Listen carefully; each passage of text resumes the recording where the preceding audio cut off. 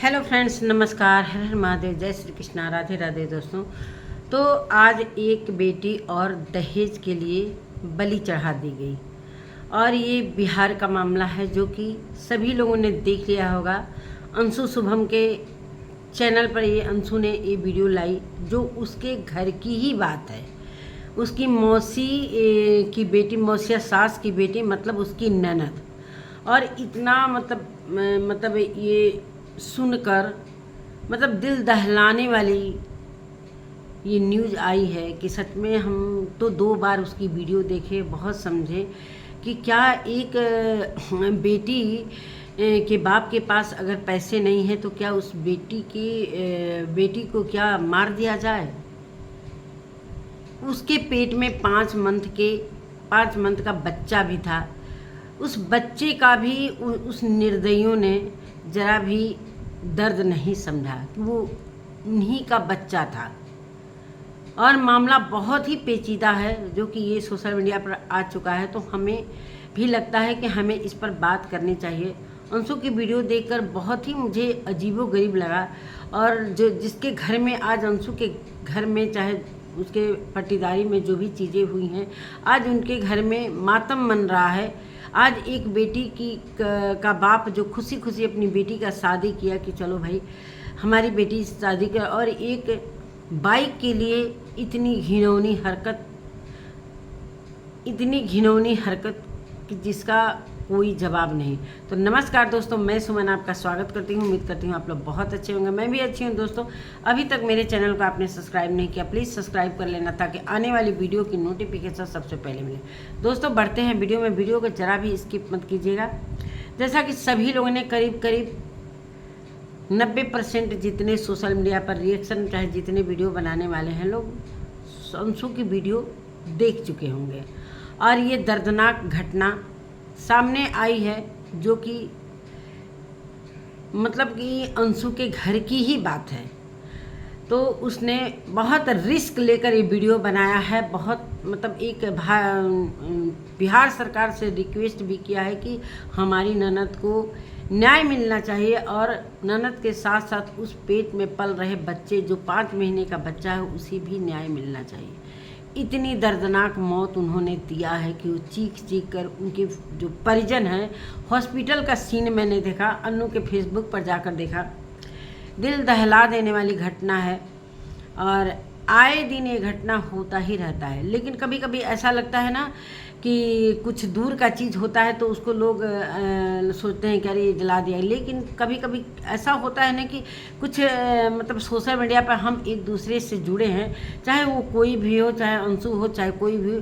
अंशु को हम लोग देखते हैं, उसके लिए वीडियो भी बनाते हैं। तो आज उसने जो चीज़ें लाई सुनकर बहुत ही बुरा लगा कि 1 साल के अंदर उस बेटी का पूरी तरीके से खात्मा कर दिया गया, सिर्फ एक बाइक के लिए। कुछ और भी बातें थी उसके घर में जो कि उसने जिठानी के बारे में भी बताया। जिठानी का भी मैं थंबनेल में वीडियो फोटो लगाऊंगी। तो जिठानी का अपने देवर से कुछ अवैध संबंध भी थे जिसके कारण उसे प्रताड़ित किया जाता था। बाइक तो एक बहाना था। लेकिन चलो, अगर 7 साल के अंदर अगर एक बेटी की मौत होती है तो वहाँ पर दहेज प्रथा ही का एक मुकदमा दायर किया जाता है। और आज हमारी बिहार की एक बेटी इस दुनिया से चली गई। इतनी दर्दनाक मौत कि वो जो लाइव देख रहा होगा, उस मतलब छटपटाते हुए मैंने देखा है उनकी माँ को, मायके वाले परिजन को। वो वीडियो अंशु ने फेसबुक पर डाला है, वहाँ जाकर मैं देखी, बहुत बुरा लग रहा है। तो यही सारी चीज़ें हैं। अभी भी ये चीज़ें जो है ना, अभी भी आए दिन ये घटना होता है। दहेज लोभी, दहेज के मतलब अंशु का कहने का मतलब कि वो अनाउंसमेंट कर रहे हैं सब कि हम लोगों ने पुलिस प्रशासन को खरीद लिया, थाने को खरीद लिया। जब इतना तुम्हारे में औकात है, इतना खरीदने की औकात है, तो तुम एक बाइक के लिए एक बेटी की निर्मम हत्या कैसे कर सकते हो। और उनके जो लड़की है, उसका पता नहीं क्या नाम है, सोनाली नाम है शायद। सलोनी या सोनाली। तो उसके जो ससुराल में ससुर हैं वो अरेस्ट कर लिए गए हैं और पुलिस के सामने ही उसका पति भाग गया। उसके भसुर, उसके पति और उसकी जिठानी का जब नाजायज़ संबंध था तो अंशु का कहने का मतलब कि फिर उसकी शादी होने नहीं देना चाहिए था। क्यों शादी की? और बात यहाँ से शुरू होती है कि इसके पति आते हैं, पता ना कमाने गए थे कि कहाँ गए थे, आए हैं। उसके बाद अपनी जिठानी के साथ उसने कुछ ऐसी हरकतें देख ली हैं अपने पति के साथ। उस सासू माँ के सामने जाकर कहती है, अपनी व्यथा को कहती है।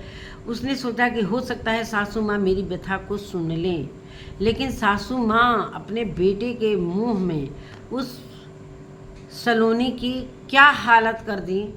डंडे से मार मार के और मारने के बाद उसको पॉइजन भी दिया जाता है।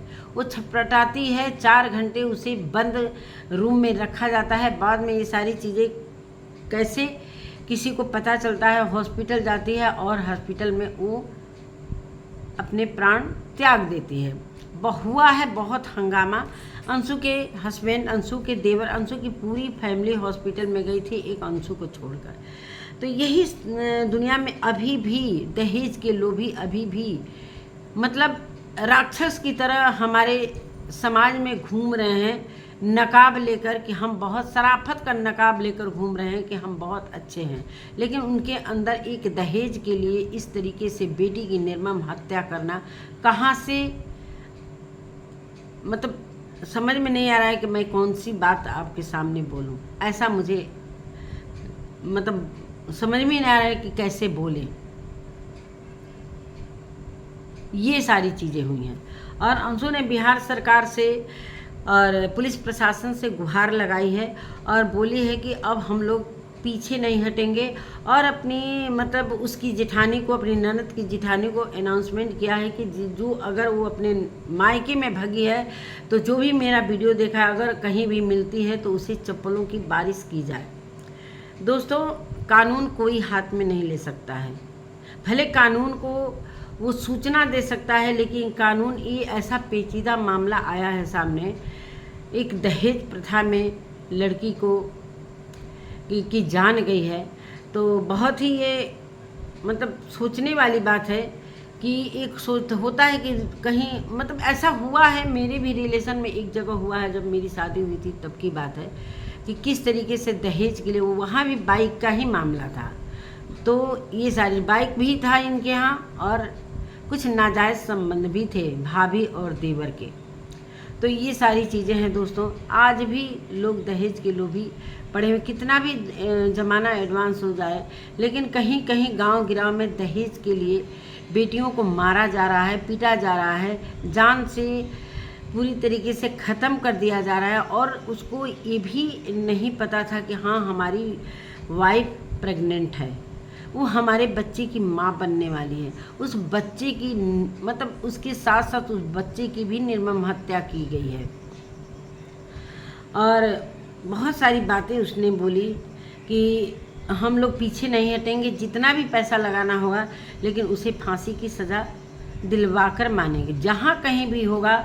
और उसने आरोप लगाया है, अंशु ने आरोप लगाया है प्रशासन पर कि प्रशासन की छूट के कारण वो निकल कर कहीं फरार हुआ है। उसकी पूरी फैमिली फरार हो गई है, सिर्फ उसकी ननद के ससुर अरेस्ट हुए हैं। यही सारी चीज़ें हैं दोस्तों। आज भी इस दुनिया में मतलब दहेज के लोभियों की कमी नहीं है, दहेज के लोभियों की कमी नहीं है। कितना भी एडवांस ज़माना हो जाए, कितना भी हो जाए, इसीलिए अपनी लड़की को लोग पढ़ाते हैं, लिखाते हैं कि अब तो वो लड़कियां किसी के ऊपर निर्भर भी नहीं हैं, वो खुद पसंद कर रही हैं। लेकिन आजकल कहीं कहीं ऐसा है कि भाई दबाव में मतलब किसी ने तो शादी कराया है, जैसा कि अंशु ने बताया कि हमारी मौसी की कोई बहन थी, उन्होंने ये आकर बताया कि लड़का बहुत अच्छा है। लेकिन भाई लड़का देखेगा, सूरत देखेगा, लड़का क्या काम करता है, अब उसके विचार को, उसके घर के अंदर की बातों को तो कोई कैसे जान सकता है। अब तो लड़की जाएगी तभी तो ये बातें, और हो सकता है अब लड़की के बारे में उसने कुछ भी नहीं कहा। अगर उसे टार्चर किया जा रहा था तो लड़की तो ज़रूर अपने घर में फ़ोन द्वारा चाहे किसी भी तरीके से ये सूचना पहुंचाई होगी। आजकल तो फ़ोन का ज़माना है, ज़रूर बोली होगी। तो हमारे कहने का मतलब मायके वालों ने क्यों नहीं उस पर एक्शन पहले ही लिया। भाई बैग की मांग तो पहले से की जाती हो, अचानक से एक ही दिन में ये सारी चीज़ें तो हुई नहीं होंगी, तो क्यों इग्नोर किया गया, मायके पक्ष से क्यों इग्नोर किया गया। ये तो चीज़ें 1 महीने 2 महीने पहले से होती होंगी ना, टार्चर कि बाइक मांगो, चाहे पैसे मांगो, चाहे इस तरीके की चीज़ें मांगो, तो ये सारी चीज़ें तो बहुत पहले से कही जाती होंगी। लेकिन अचानक से ये सारी चीज़ें, भाई मायके वालों को पता होगा, लेकिन ये सारी चीज़ें लापरवाही कैसे हुई, लापरवाही कैसे हुई, जो आज बोला जा रहा है कि भाई कोई भी किसी भी लड़की के साथ अगर ऐसा उसके ससुराल में होता है तो तुरंत वो एक्शन ले सकती है। तो वो लड़की पढ़ी लिखी थी तो उसने क्यों नहीं एक्शन लिया, क्यों नहीं मायके में चली आई, नहीं चली आती, ज़बरदस्ती वो आ जाती। उसे तो भाई अनहोनी का तो पता चल ही गया होगा कि मेरे ससुराल वाले किस नेचर के हैं, किस प्रकार के हैं हमारे पति। भाई एक दिन की तो बात है नहीं कि वो जिठानी के संबंध को वो बहुत पहले से जानती होगी, लेकिन उसने मतलब मौके पर ये सारी चीज़ें देखा और उसे भाई किसी भी पत्नी को बर्दाश्त नहीं होगा। और यहाँ दहेज भी आ रहा है मामला और एक प्रेम प्रसंग भी आ रहा है, मतलब दोहरा चीज़ आ रहा है। तो यहाँ पर तो भाई हमारी समझ से इनको सज़ा होनी चाहिए, बिल्कुल होनी चाहिए। और हमारे बिहार पुलिस पर काफ़ी भरोसा है और जिस तरीके से ये लोग तत्पर हैं तो हमारे समझ से बहुत ज़्यादा दिन तक ये फरार नहीं हो सकते हैं। जल्दी ही इन्हें पुलिस हिरासत में लेगी और कड़ी से कड़ी सज़ा दिलवाएगी। और मेरा भी मानना है कि ऐसे लोगों को कड़ी से कड़ी सज़ा दीजिए और बिल्कुल मतलब कि लोग देखें कि हाँ इस तरीके की हमारी पुलिस प्रशासन है। और देखने वाला ये 10 मिनट सोचे कि हाँ अगर हम आने वाले समय में अगर मेरे मन में भी कुछ ऐसी चीज़ें चल रही हैं तो वो रूह कांप जाए, ऐसा सज़ा देना चाहिए। कुछ देशों में है कि वो खुलेआम जनता ही सज़ा देती है, जनता सज़ा देती है और कोई वहाँ प्रशासन नहीं रहता है, सिर्फ जनता सज़ा देती है। और उस जनता जब सज़ा देती है तो वहाँ पर लाखों लोग देखने वाले दंग रह जाते हैं और कहीं ना कहीं सभी के रूह कांप जाते हैं। तो ऐसा ही सज़ा हमारे यहाँ भी लागू होना चाहिए, पब्लिक के सामने उसको सज़ा मिलनी चाहिए। तो यही सारी चीज़ें हैं। अब पैसा भी बोलता है दोस्तों, अब पैसा कहाँ कहाँ नहीं बोलता है। जैसा कि अंशु ने बताया कि वो हर जगह से पैसे देकर और ये सारी चीज़ें मतलब रफा दफा करवाना चाहते हैं। क्या बताया जाए भाई, डर तो लगता ही है। जब बेटियों का शादी अनजान जगह पर होता है तो कहीं ना कहीं माता पिता के अंदर भय रहता है। लेकिन भाग्य की बात है, किसी लड़की की शादी ससुराल अच्छा मिल जाता है, बहुत अच्छा मिल जाता है। लेकिन किसी लड़की की किस्मत ऐसी ख़राब रहती है कि बहुत सारे तो अच्छे घराने में अगर शादी करते हैं, पैसे वाले को देख कर करते हैं कि चलो मेरी लड़की सुखी रहेगी, लेकिन उनकी जो सोच है ना वो बिल्कुल मतलब एकदम से नीची हरकत करने से वो बाज भी नहीं आते हैं। कभी कभी बड़े आदमी ऐसा भी करते हैं और ऐसा ही अंशु के ननद के साथ भी हुआ है। जिस तरीके से वो पैसे के बल पर आज इधर उधर फरार हो रहे हैं और अंशु ने पूरी तरीके से रिस्क लेकर ये वीडियो बनाया है। तो अच्छा है भाई, किसी के घर में अगर कोई भी घटना होगा तो कोई आपे से बाहर तो होगा ही और होना भी चाहिए। इसलिए कि एक बेटी की जान गई है, एक माता पिता के टुकड़ों जिगर के टुकड़ा गया है, उनका कौन सा हक होता है कि हम पाल पोस कर अगर बड़ा करते हैं। भाई शादी तो सभी करते हैं, लेकिन किसी का हक नहीं होता है कि किसी की बेटी की जान ले लें। अरे बाइक मांगना है तो खुलेआम तुम फ़ोन करके उसके पिता को बताओ। हालांकि पिता ने इस बात को मतलब बोला है कि मतलब वो वहाँ पर ये चीज़ें प्रॉमिस किए थे कि हम बाइक देंगे। हो सकता है कि नहीं दे पाए हों, और इस चीज़ का जो वादा, ऐसा होता है कि वादा ही न मत करो, अगर हम जैसा होगा वैसा हम करेंगे। पहली बात तो दहेज प्रथा हटना ही चाहिए। अपने मन से अगर लड़की का पिता चाहे माता कुछ भी दे देता है तो चलो भाई, एक होता है कि लड़की के साथ मतलब कुछ एक प्रथा है कि लड़की को खाली हाथ नहीं विदा किया जाता है, लेकिन लड़की के माता पिता का जितना मतलब सामंजस्य है उसी हिसाब से वो देगा। कोई भी माता पिता कभी अपनी लड़की को खाली हाथ नहीं भेजता है, लेकिन कभी कभी ऐसी दबाव पड़ जाती है और लोग दबाव में ऐसा दब जाते हैं कि वो लालच में पड़ते हैं कि अगर मैं इतना दे दूंगा अपनी बेटी के ससुराल वालों को तो हमारी बेटी का शादी हो जाएगा। लेकिन उनके समझ में ये नहीं आता है कि आने वाले दिनों में हमारी बेटी के साथ गलत सुलूक हो सकता है। वही चीज़ें हुई हैं। तो यही सारी बातें हैं दोस्तों। चलिए इस पर फिर से वीडियो बनाएंगे। जैसा जैसा अंशु बोली है कि जैसा जैसा चीज़ें आएंगी सामने वैसा वैसा मैं सोशल मीडिया पर लाऊंगी। तो इसी के साथ मैं अपने वीडियो का एंड करती हूँ और मिलती हूँ एक नए वीडियो के साथ। थोड़ा मन दुखी हो गया है इसलिए कि ये सारी भाई सबकी ही बेटी है, सबके घर में एक बेटी है और हर एक माँ अपनी बेटी को जितना प्यार कर सकती है उतना अन्य नहीं कर सकता है। आज उस माँ पर क्या गुजर रही होगी, चाहे उस कोई तो था जो वीडियो में हमें दिख रहा था जो अपनी बेटी के मतलब कि बॉडी पर लोट लोट कर रो रहा था, मतलब चीख रहा था। इतना वो दर्दनाक मतलब सीन देखकर अजीबो मन हो गया कि मैं क्या बताऊं। चलिए दोस्तों, तो यही सारी चीज़ें हैं। अभी भी दहेज प्रथा हमारे समाज से नहीं हट रहा है, ना हटाया जा सकता है, कभी भी नहीं हटाया जा सकता है। जो दहेज के लोभी हैं, लालची हैं, राक्षस हैं, उनको जितना भी बुरा कहो वो कम ही है।